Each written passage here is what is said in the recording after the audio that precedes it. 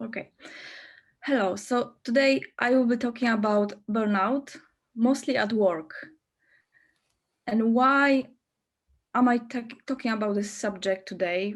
First of all, I have first-hand experience, and this is my kind of coming out as a recovering person.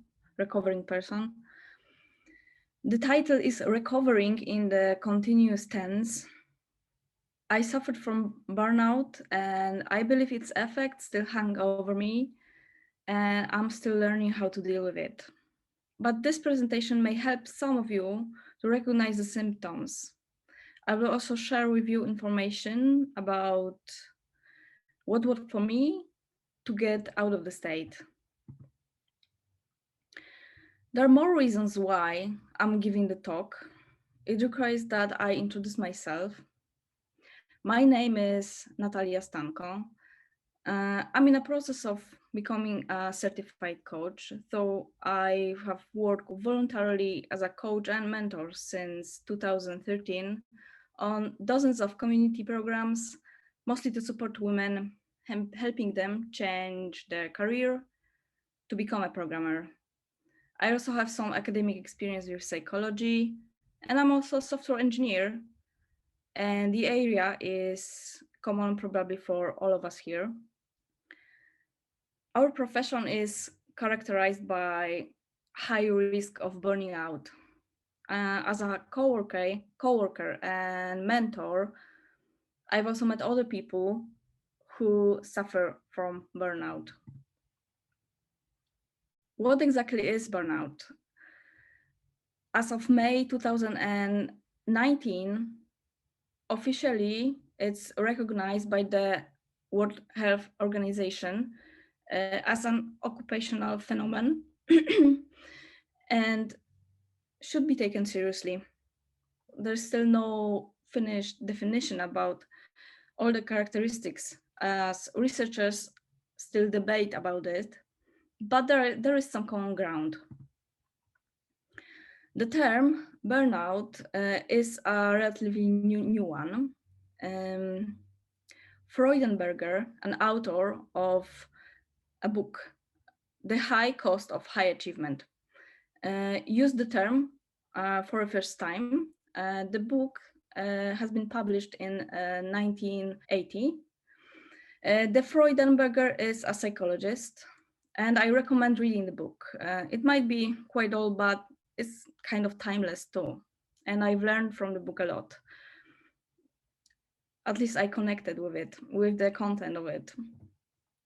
Freudenberger describes burnout as a problem born of good intentions, problem of overachievers and people with certain predispositions.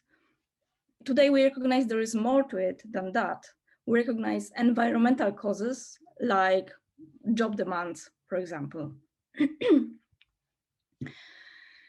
If I was to define burnout myself, I would compare it to the sentence of driving on an empty tank. Having no energy to do things, but still doing it. This seems a little crazy and impossible, right? Yet people live this way, and I was one of them. It's about ignoring physiological needs like sleeping, eating, ignoring the exhaustion itself, and going forward. Burnout is about going forward no matter the health cost is. I would also define burnout as functioning on borrowed time, because it has to be balanced out later somehow. It takes a toll. How many people are affected? It's hard to say exactly how common burnout is, because it's more than just experiencing stress at work. And the burnout itself mostly is self-diagnosed, and research on the topic is still in progress. Recent research, however, say the number of people experiencing high amount of stress at work is getting higher every year. A recent Gallup report discovered that 2/3 of studied people experience burnout at least sometimes. Based on such statistics, there is a high chance it will happen to you at some point. So what are the costs of burnout at work? There are personal costs, obviously. By that, I mean decreased well-being of a person and negative effects on health. The businesses pay for it, having employees that hurt, and if they are in a late burnout stadium, their job performance is reduced. There's also healthcare spending, medical bills related to job burnout that generates diseases like coronary heart diseases, ulcers, mental health problems. Gallup report says that employees who frequently experience burnout at work are 63% more likely to get a sick day and 23% more likely to visit the emergency room, actually, to seek medical professional help. Research says that burnout can be a silent killer. It affects people's health tremendously. Is it how to know if it's already a burnout or just excess of stress? Stress is an uncomfortable state, a reaction to events in our life, physical or emotional reactions. It causes psychological pain.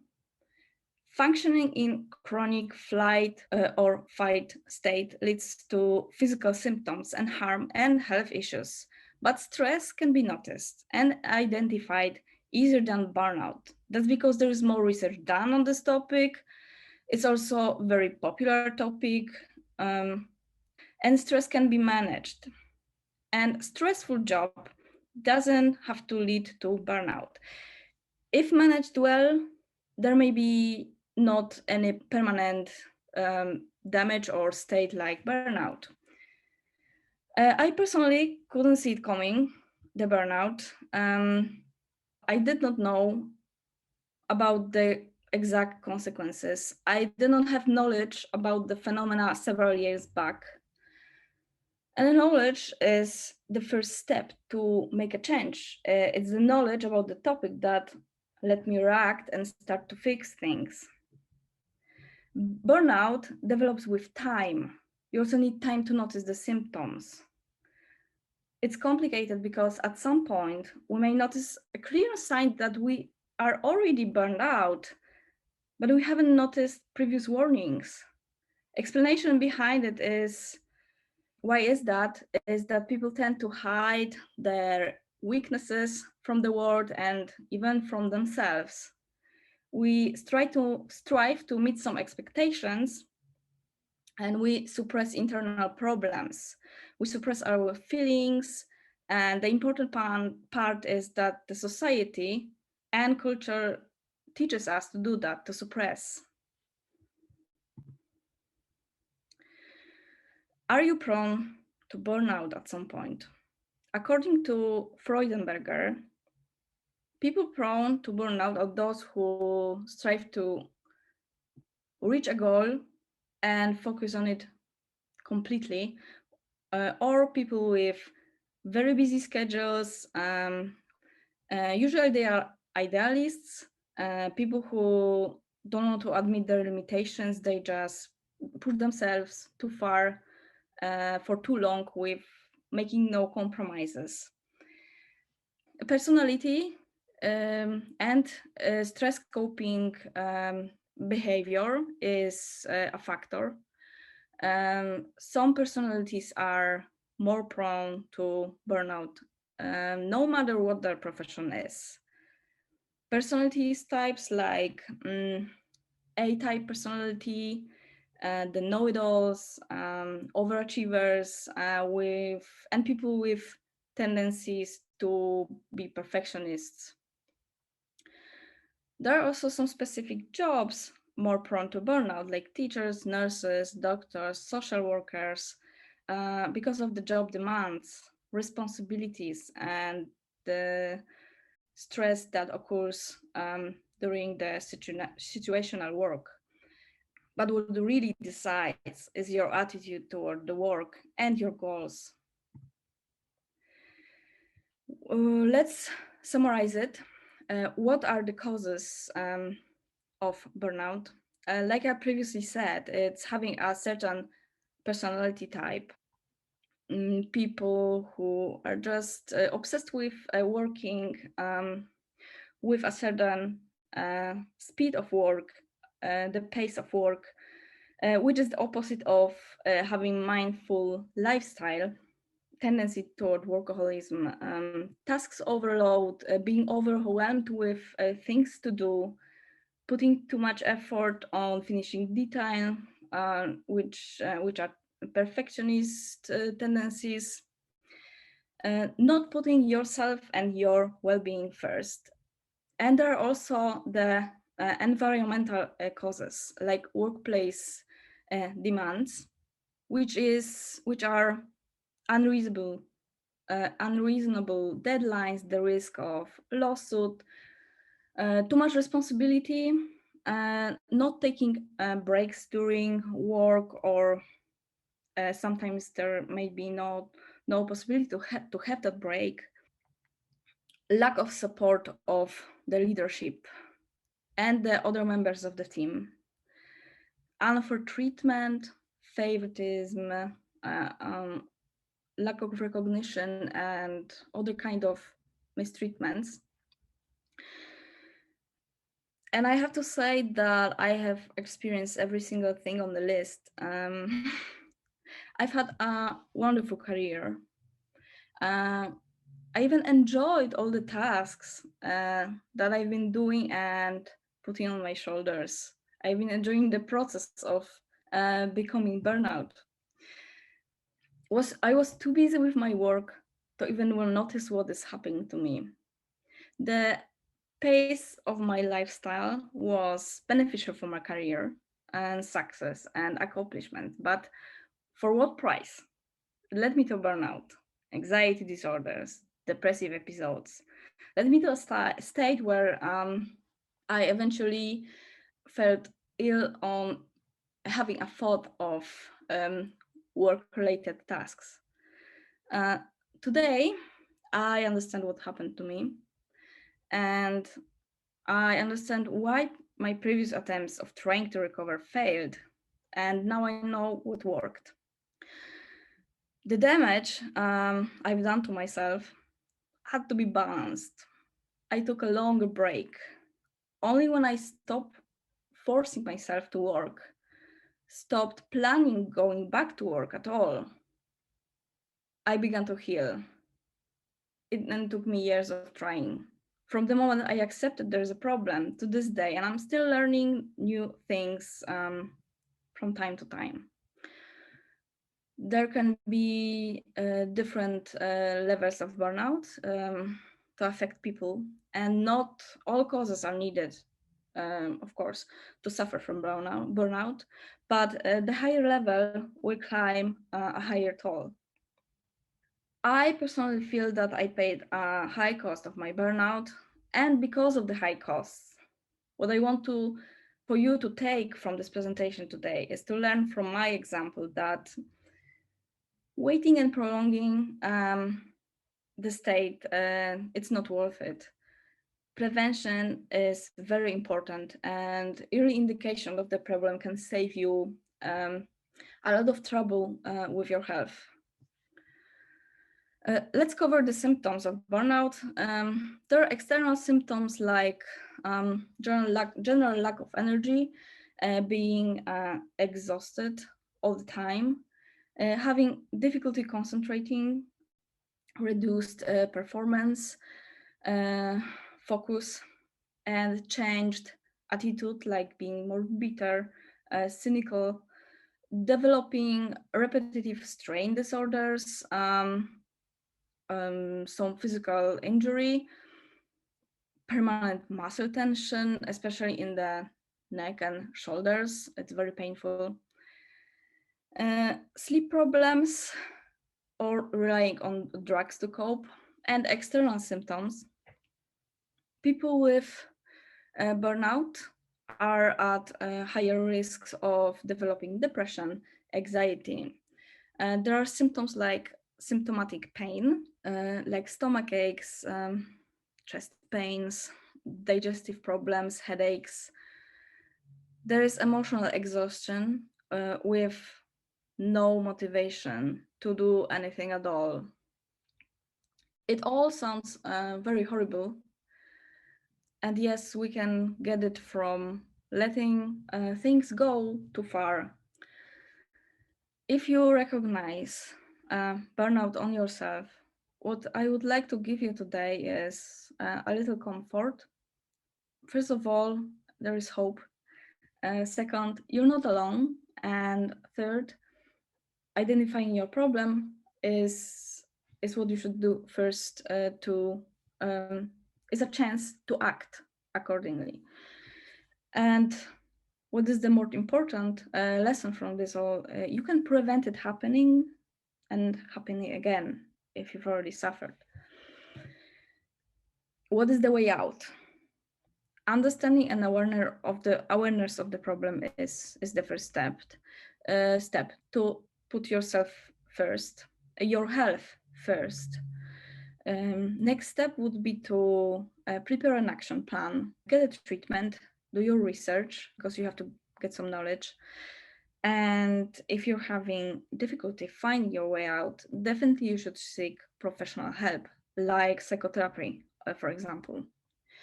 It can take a long time to recover, so be prepared, it can take some time. Recovering from burnout is not only about handling the stress, but it's also about habits and self-care. We should be able to function mostly not in the fight or flight response, but mostly on the relaxation response. On some of the causes we have power over, and there's no one way out, but you might want to develop coping skills, relaxation techniques to implement in your treatment.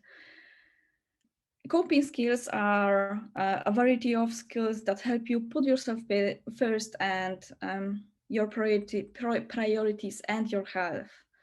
It's creating healthy boundaries, abilities to say no. Time management is also can be counted to coping skills. Prioritizing, not procrastinating. Meditation and mindfulness are recommended almost in every source I have found while doing research. And of course, ask others for support because it's very difficult to do it alone. There was a lot of bullet points, but the most important thing is to get ourselves to slow down our life and slow down our work pace. Simply reducing work hours won't be enough. I have mentioned before that my personal definition of burning at work is functioning on borrowed time. Time you don't allocate to rest now might claim a very heavy losses later. In order to recover, you probably have to take a break. A very long break or several smaller ones is suggested because a week away as a holiday, it can help temporarily but won't solve the problem. Getting out of the state is time consuming itself. It requires changes implemented in your lifestyle. So make changes to your work environment. Burnout should be important topic at your workplace. And believe me, investing in healthy workplace is important. You should be able to talk to the leadership at your work to discuss your situation or to resolve some issues. Talk about expectations and the pace, the speed of your work. Talking to a supervisor about the issues could be very helpful and profitable, especially if the company wants to invest in creating a healthy work environment. In some cases, change of profession or a new job might be necessary to put an end to a current burnout, but then you still will have to work out the problem and change your lifestyle to prevent from happening it again. Also, track your work hours. Set some limitations for yourself. Set some work hours limitations. Another thing I have learned is that apart from environment, there are also steps you should take in your lifestyle, like I've mentioned in the previous slide. You have to take some actions, which is working on yourself. It's giving yourself permission to rest. Do not taking on your shoulders too much work. Connecting with people is also very important. Taking less responsibilities at work, exercising, taking vacation days, of course, having a hobby. It's all about doing less externally and more internally. Um, this work, this self care, leads to recognizing burnout before it happens. What I have learned about balance is that it's individual. For me, balance is keeping momentum at work, but stopping after working for a number of hours. Balance for me means taking no additional projects and being able to say no to additional tasks. It may be a different set of things for you, of course. I really hope this presentation was helpful to you. You're welcome to contact me about the topic. Please connect with me on my private profiles or on the Discord platform. Go to the references if you want to know more. And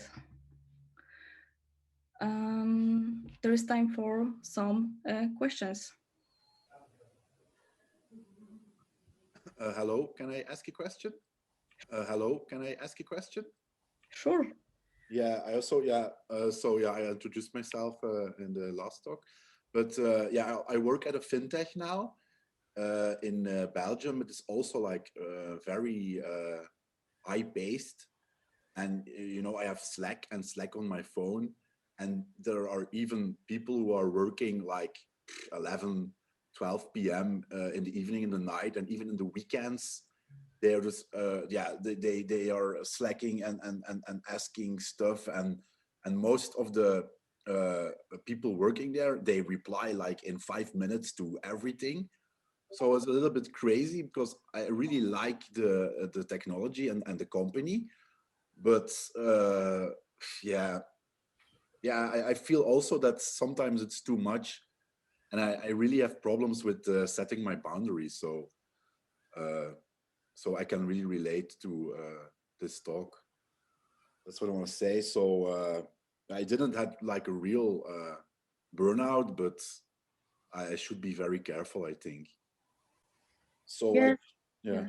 You have rights to be concerned because I agree with you. This is too much. You should have time for yourself. Take care of yourself. yeah, but Work is not everything. yeah, I have the feeling like the company is like okay, it's fintech, they have like really good funding and all, but everybody is friendly and it's a good community, but it's like they don't respect your boundaries. Because like this week I was a couple of days sick, but yeah, it's like we're they handle us like we're robots or something, like only output matters. And I don't know, I sometimes miss the human part in all this. So yeah. Yeah, I can hear you. and I noticed that it's good that you are aware of the problem and what is happening around you, and it's good that you want to put the healthy boundaries, and you should do that for your own sake and your health. Mhm. Watch your boundaries and be persistent when setting them. uh, you have absolutely every right to say, I'm not taking any phone calls after Yeah. 6 p.m. or something like that. And I'm sorry, but it has to be respected. If you're going to be persistent, it will be respected. So it all depends on you, how, because you are responsible for holding your own boundaries, right?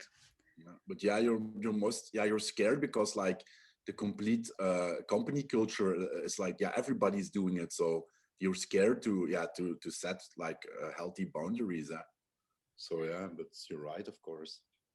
Uh, yes, but if nobody objects, uh, nothing will change. Nothing will change, right? We have to start objecting.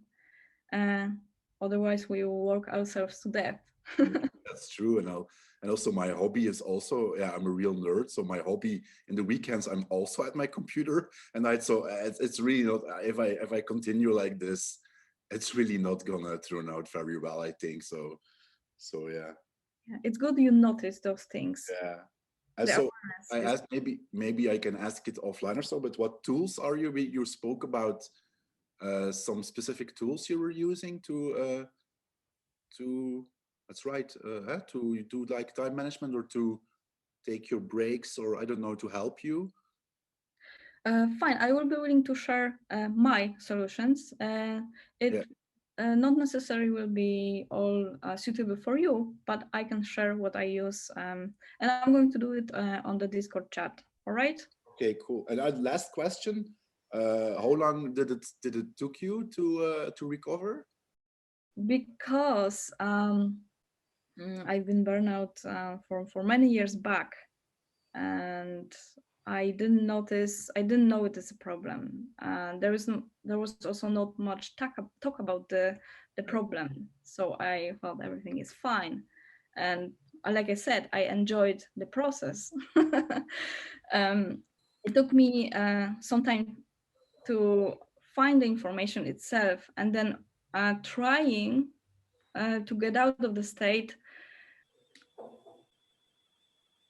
Not necessarily, for example, every therapist uh, knew how to deal with the problem and what should be suggested. So we just work together to find ways that suit myself, Mhm. and that probably will be appropriate to do for you, to find things that work for for you, because my ways may not be perfect solutions for you.